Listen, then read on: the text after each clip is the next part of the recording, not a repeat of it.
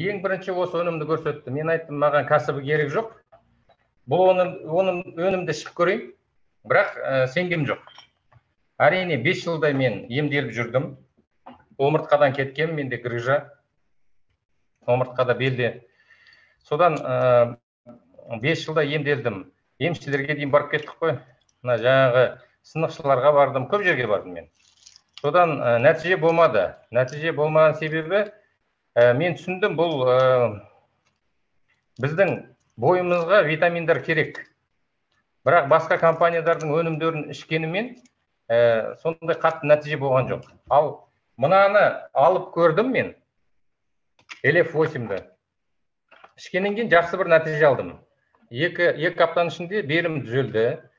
Омыртқадағы грыжа кетіп қалған жоқ, бірақ белім түзеліп қалды. Ауырғаны, сыздағаны кетті де. Мына оң аяқтан алатын седалищный нерв дейміз ғой.